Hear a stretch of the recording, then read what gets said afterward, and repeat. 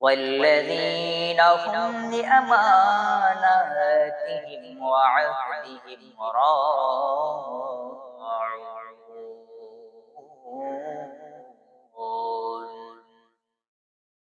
والذين هم على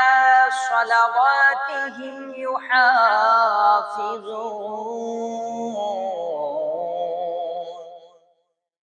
أولئك هم الوارثون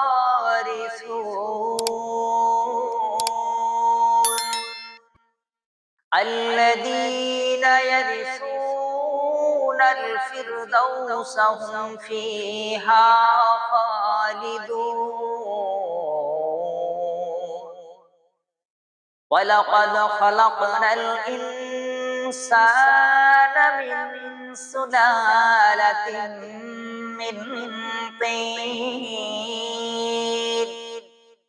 ثم جعلناه نطفة في قرار مكين ثم خلقنا النطفة علقة فخلقنا العلقة مضغة فخلقنا المضغة عظاما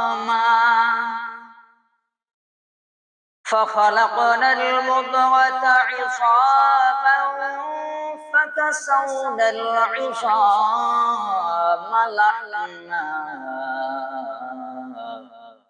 ثم أنشأناه خلقا آخر فتبارك الله أحسن الخالقين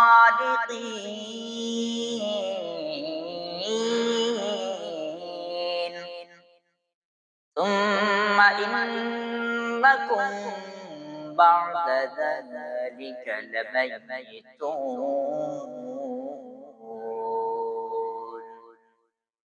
ثم إنكم يوم القيامة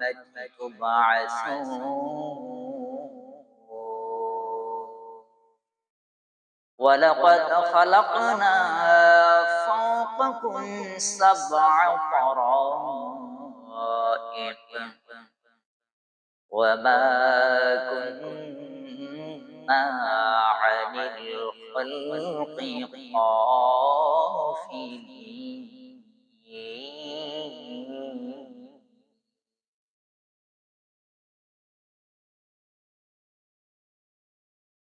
يا أيها الإنسان ما غرك بربك الكريم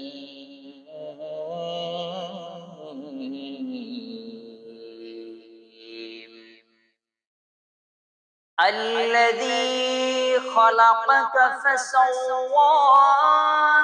فعدلك في أي صورة ما شاء ركبك كلا بل تكذبون بالدين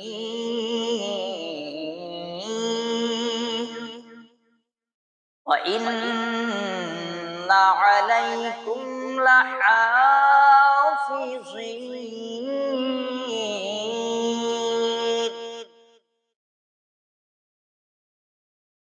كراما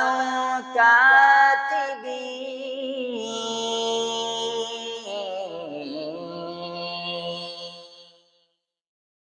يعلمون ما